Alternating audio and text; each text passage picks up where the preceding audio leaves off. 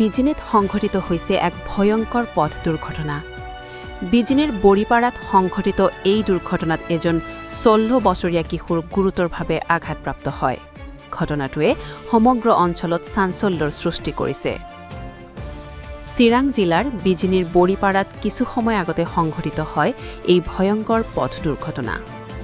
বড়ো বজাৰৰ পৰা বিজিনি অভিমুখে আহি থকা AS16G 0939 নম্বৰৰ এটা চাৰিচকীয়া বাহন আৰু বড়ো বজাৰ অভিমুখে গৈ থকা AS26H 0835 নম্বৰৰ এখন দুচকীয়া বাহনৰ মাজত মুখামুখি সংঘৰ্ষ হোৱাত দুৰ্ঘটনাটো সংঘটিত হয়।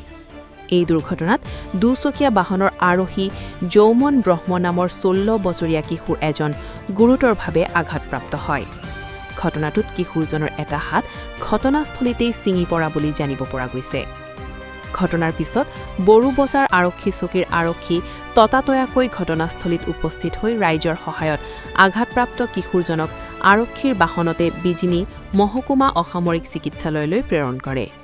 পিছত চিকিৎসকে সংকটজনক অৱস্থাত উন্নত চিকিৎসাৰ বাবে বঙাইগাঁৱৰ এখন ব্যক্তিগত চিকিৎসালয়লৈ প্ৰেৰণ কৰে। আঘাতপ্ৰাপ্ত কিশোৰজনৰ ঘৰ বিজিনিৰ সুন্দৰবন অঞ্চলত বুলি জানিব পৰা গৈছে। ঘটনাটোক লৈ অঞ্চলটোত তীব্ৰ চাঞ্চল্যৰ সৃষ্টি হৈছে। নিউজ ডেস্ক, বিজিনি ফাৰ্ষ্ট 24।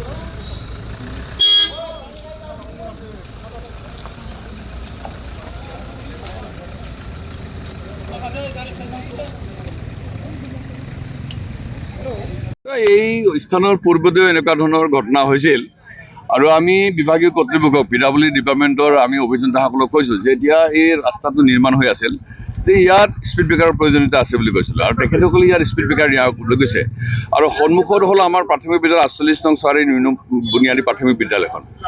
ইয়াত মানে ৰাতিপুৱা আৰু যেতিয়া স্কুল ছুটি হয় তেতিয়া এই ছাত্ৰ ছাত্ৰীসকল এই পথেৰে ঘৰলৈ যায়, সেইটো এটা বিপদ মানে সংকুল। তাৰপিছতো আজিলৈকে মানে বিভাগীয় কৰ্তৃপক্ষই ইয়াত স্পীড ব্ৰেকাৰ ব্যৱস্থা নকৰিলে। কিছুদিন আগতেও ঘটনাটো হৈছিল, কেইবছৰমান আগতেও এনেকুৱা ধৰণৰ মানে ঘটনা হৈছিল। আজি আমাৰ যিটো কুকলুং পথ বৰবজাৰৰ পৰা বিজিনিলৈকে যোৱা এখন চাৰিচকীয়া বাহন আৰু বিজিনিৰ পৰা বৰবজাৰলৈকে এখন তীব্ৰ বেগত এখন বাইক আহিছিল। এনেকুৱা ধৰণৰ বাইক আৰোহীবিলাকে স্পীডত আহে, ভয়ংকৰ। ইয়াত কোনো ধৰণৰ ট্ৰাফিক বা ইয়াত চৰকাৰে কোনো বিধি ব্যৱস্থা নাই, যদিও মাজে মাজে আৰক্ষীসকলে পহৰা দিয়ে বা টহল দিয়ে, কিন্তু বাস্তৱ ক্ষেত্ৰত যিসকল বাইক আৰোহী তেওঁলোকে ইমান তীব্ৰ বেগত আহে, যিকোনো মুহূৰ্তত যিকোনো ঘটনা হোৱাৰ সম্ভাৱনা আমি দেখি থাকোঁ। গতিকে এই ব্যৱস্থাটো যদি প্ৰশাসন বা আমাৰ আৰক্ষীয়ে যদি ব্যৱস্থাটো নকৰে তেনে অনাগততে এনেকুৱা ধৰণৰ আৰু ঘটনা হ'ব লাগে। গতিকে আজি আমি পুনৰ আমাৰ মহকুমা প্ৰশাসন PWD ডিপাৰ্টমেণ্টক আমি দাবী কৰিছোঁ, অনুৰোধ কৰিছোঁ যে অতি শীঘ্ৰেই আমাৰ চোৱাৰীপুৰীৰ পৰা নিম্ন প্ৰাথমিক বিদ্যালয়ৰ সন্মুখত স্পীড ব্ৰেকাৰ ব্যৱস্থা কৰিব লাগে আৰু গতিৰোধক যিটো যান জঁটৰ যিটো গতিৰোধক যে 80 স্পীডৰ ওপৰত যাব নোৱাৰে, কিন্তু দেখিছোঁ যে কোনো চাৰিচকীয়া বা দুইচকীয়া বাহনবিলাকে 80 স্পীডৰ ওপৰত গতি কৰি তেওঁলোকে কোনো ধৰণৰ গতিৰোধকৰ কোনো ধৰণৰ তেওঁলোকৰ নিয়ন্ত্ৰণ নাই আৰু যাৰ কাৰণে এনেকুৱা ধৰণৰ ঘটনাবিলাক হৈ আছে। যাতে এইটো পুনৰবাৰ নহয় তাৰ কাৰণে আমি মহকুমা প্ৰশাসন, আমি আৰক্ষী প্ৰশাসন আৰু গড়কাপ্তানি বিভাগখনক ইয়াত স্পীড ব্ৰেকাৰ ব্যৱস্থা কৰাৰ কাৰণে আমি দাবী উত্থাপন কৰিছোঁ।